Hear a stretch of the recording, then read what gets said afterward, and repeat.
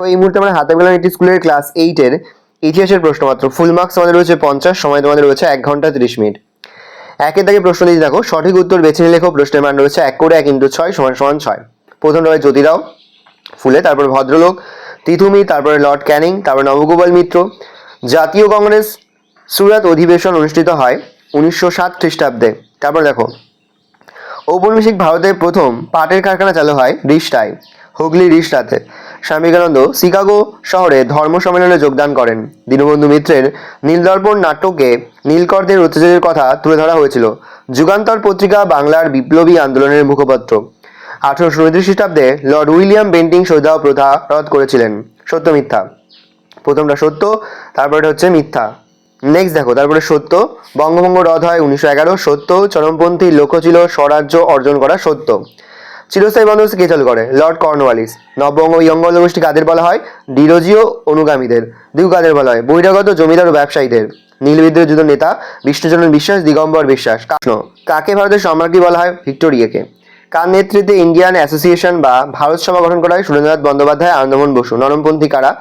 কোন সময়কে ভারত সভা সমিতির যুগ বলা হয়? 19 শতকে। দাদন প্রথা কি অগ্রিম অর্থ? বাংলায় প্রথম প্রকাশিত নীলচাষীদের সমর্থন করেছিল কোন পত্রিকা? হিন্দু প্যাট্রিয়ট। বাংলায় প্রথম প্রকাশিত পত্রিকার নাম কি? বেঙ্গল গেজেট। ভারতে প্রথম প্রকাশিত পত্রিকার নাম কি? দিগদর্শন। কোন পদ্ধতিকে রাজনৈতিক ভিক্ষাবৃত্তি বলে ব্যঙ্গ করা হতো? হিন্দু মেলার উদ্দেশ্য কি ছিল? হিন্দু প্যাট্রিয়ট। সংবাদপত্রের সম্পাদক কে ছিলেন? হরিশ্চন্দ্র মুখোপাধ্যায়। মুন্ডা বিদ্রোহের একটি কারণ লেখো। তারপরে দেখো রয়েছে 5-এর দাগে, সংক্ষিপ্ত উত্তর দাও যে কোনো 5টি। প্রশ্নের মান 2 করে। কাদের কেন লাল বাল পাল বলে অভিহিত করা হয়েছিল? সূর্যাস্তয়ন কাকে বলে? সাঁওতাল বিদ্রোহের কারণগুলি লেখো। নীল বিদ্রোহ বলতে কি বোঝায়? রেলপথ নির্মাণের উদ্দেশ্য কি ছিল? অর্থনৈতিক জাতীয়তাবাদ বলতে কি বোঝো? নেক্সট দেখো রয়েছে 6-এর দাগে, টিকা লেখো। ইলবার্ট বিল বিতর্ক অথবা সাঁওতাল বিদ্রোহ। সিপাহী বিদ্রোহকে জাতীয় বিদ্রোহ বলার কারণ কি? দাক্ষিণাত্য কাকে বলে? অবশিল্পায়ন কিভাবে ঘটেছে তা ব্যাখ্যা করো। মহাজনী ব্যবস্থা সম্পর্কে লেখো। ব্রিটিশ সাম্রাজ্যের রত্ন হিসাবে কাকে কেন বর্ণনা করা হয়েছে? 7 দাগে, যে কোনো একটি প্রশ্ন দাও। প্রশ্নের মান 5। সমাজ সংস্কার ও শিক্ষা সংস্কার ঈশ্বরচন্দ্র বিদ্যাসাগরের অবদান আলোচনা করো। বাংলার কৃষক সমাজের উপর চিরস্থায়ী বন্দোবস্তের প্রভাব কেমন ছিল বলে তোমার মনে হয়?